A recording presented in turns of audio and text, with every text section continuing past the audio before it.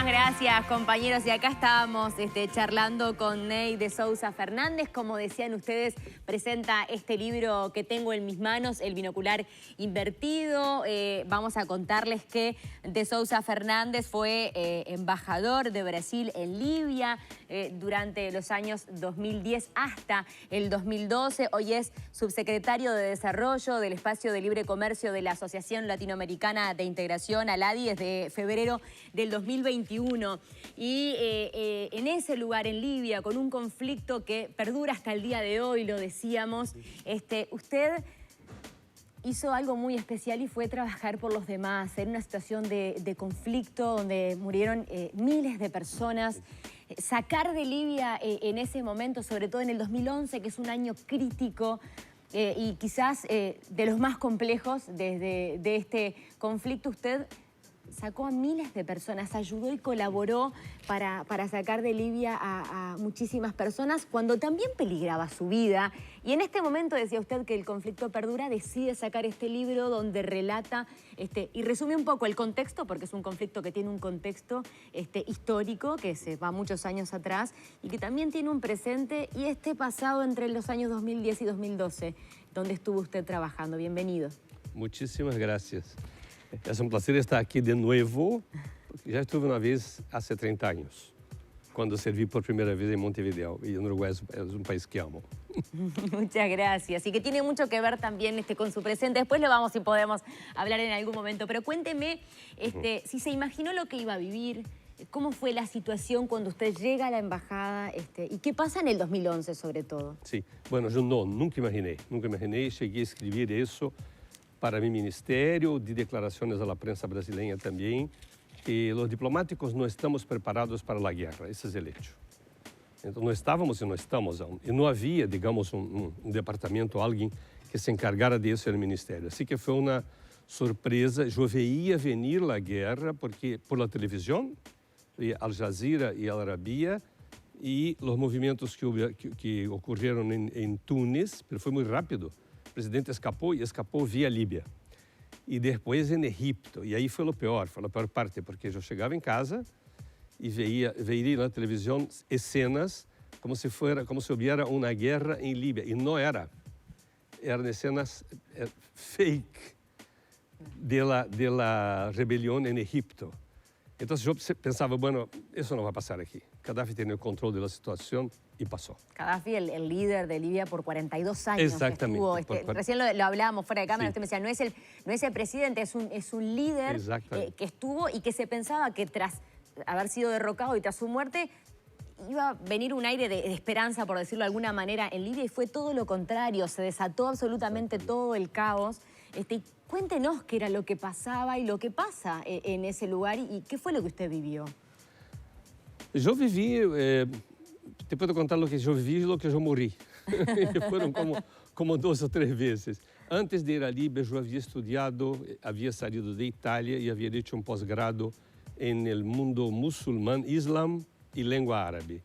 Y por eso me interesó ser embajador en Libia, que era un país musulmán, de 97% de la población musulmana, los 3% eran extranjeros, importante para Brasil, cerca de Itália, onde vivia minha hija e de onde eu saí, minha hija, meus netos. Então, tinha todos os motivos para ir para aí. Estava muito curioso, muito interessado em ver, em saber. Aprendi muitas coisas sobre o mundo muçulmano. Vivi uma primeira experiência, digamos, a primeira parte da experiência muito interessante e muito boa, e que me serviu para a segunda parte, que foi a guerra. Nunca esperei que viera essa situação, que passara por isso, e fui responsável no solo. Tampouco éramos muitos, éramos 12 na embajada. O primeiro secretário e eu. Os demais eram líbios ou senhoras brasileiras casadas com líbios que pediram demissão. Minha secretária pediu demissão, o tradutor pediu demissão e recebíamos os textos do governo líbio em árabe. Assim que era uma dificuldade até para compreender e até para fazer uma gestão. Então, o que vivi é indescriptível. Por isso, decidi escrever. Quando saí para Túnez, decidi escrever um projeto, o que seria um projeto de Líbia, da guerra em Líbia, não? E lo publiquei agora, estou publicando Passados 10 anos, o último capítulo disse: esse capítulo será escrito para o futuro. Essa frase aún serve. Passados 10 anos, Líbia se defragmentou completamente, se fragmentou completamente. Não existe um governo central. Tenho que aclarar que eu não sou cadafiano para nada, mas vi o que passou e as mentiras que foram contadas pelos meios de comunicação, e veio a hora, a situação é diferente, mas o que passa em Rússia e Ucrânia e a ação da OTAN, e a OTAN também foi fundamental aí. É decir, foi uma guerra, e essa não é uma opinião minha, importada. De hecho, hay hasta un mapa donde usted muestra cómo es el mapa de Libia hoy que aparece en este libro, las zonas que están tomadas por distintos grupos. Está, como usted decía, fragmentado absolutamente. Sí. Y parece no tener fin este conflicto. Pero cuéntenos un poco cómo fue, cómo usted decide en ese momento de absoluta guerra y caos, decir, bueno, yo voy a ayudar a la gente a que salga acá. ¿Y qué era lo que pasaba con la gente que no podía salir en realidad? ¿Y cómo usted empieza a trabajar? Y relátenos un poco lo que vivió desde ese lugar. Como não? Eram mais ou menos 600 brasileiros, de 4 empresas. Desses 600 brasileiros, digamos, 500 ou 400 trabalhavam em Trípoli e 200 em Benghazi, a 1000 quilômetros de Trípoli, onde tudo começou. Usted estaba en Trípoli. Eu estava em Trípoli, sim, na capital. Pero para esses 600 brasileiros trabalhavam 4.000, 3.900, mais ou menos, empregados de outras nacionalidades. De gente de Bangladesh, havia também colombianos, havia mexicanos, poucos, pero entre os engenheiros. Pero entre o trabalhador comum, digamos, então teníamos muita gente del área, não? E de países do sudeste asiático. Então, para mim, foi como, sem querer ser messiânico, mas foi como uma missão. Ou seja, eu me tomei a pecho a tarefa de eu não salgo de Líbia hasta que salga o último brasileiro.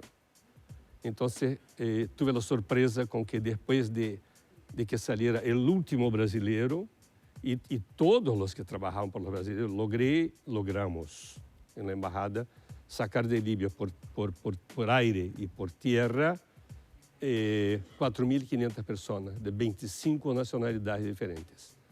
Mas aí aparece o pós-último brasileiro e depois a pós-última, uma chiquilina de 5 anos, por exemplo, que tinha doble nacionalidade. Então, eu como reaccionei a isso? Como lo hice? Não sei. Sinceramente, não sei. Eu cada dia despertava e pensava, bueno, se hoje é um dia normal, e o pensamento podia parar aí, porque nunca era um dia normal. Sempre passou outra coisa e outra coisa e outra coisa. E isso me moveu uma adrenalina enorme. O ministério queria que eu volviera e eu disse, não vou volver hasta que salga o último brasileiro. Pero convencido de que eso era lo que quería hacer y que lo hizo. Pese a las dificultades, como usted dice, porque no era fácil salir. Não era nada fácil. Era quase impossível. Havia uma saída, depois o aeroporto foi bombardeado, os aeroportos bombardeados, as carreteras, quedou uma única saída por via terrestre para a fronteira de Túnez. E bueno, o que me moveu foi algo... a adrenalina vindo a partir de la ação diária, mas te posso dizer com toda sinceridade que o que eu pensei foi: eu sou o mais viejo de todos, sou o veterano. Se alguém tem que ir-se, que seja eu. Temió por su vida. Irse para o outro mundo. Temió por su vida. Muito, todos os dias. Tinha medo todos os dias. Isso é. Uma vez perguntaram da prensa brasileira, mas, embajador, com essa segurança que não há, você vai caminhando, e vai caminhando na embajada. Então, durante o dia, é incrível a situação de um país em guerra. Porque durante o dia, a vida tem que seguir. Assim que a gente saía à calle, fazia suas compras, não havia, digamos, nenhum perigo visível. E começava a escurecer, e aí a coisa complicava. Como era e por la noite era impossível. Eu tinha que pôr-me em um rincão da casa, um rincão que criei com um televisor, para não enlouquecer completamente também, pero que estivesse salvo de uma balacera, de uma bomba ou de algo assim. O país era bombardeado todos os dias.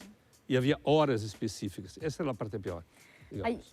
Hay varios capítulos en este libro, ¿no? Como yo decía, está el contexto de la situación de Libia, los antecedentes, qué pasa en el día de hoy y también lo que pasó, obviamente, con su presencia y esta ayuda a tantas personas.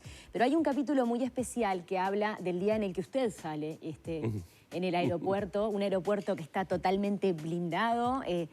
Cuénteme qué me puede relatar de ese día, que realmente yo le decía, lo leí en voz alta el capítulo, porque es como que, si bien uno no puede imaginar, y hay fotos del aeropuerto, cómo estaba blindado y qué era lo que pasaba en un día de tormenta, donde los plásticos empiezan a volar, hay electrodomésticos, miles de valijas y un aeropuerto totalmente cerrado con miles de personas. Pero cuéntenos un poco y cómo logra finalmente usted salir. ¿Cómo no?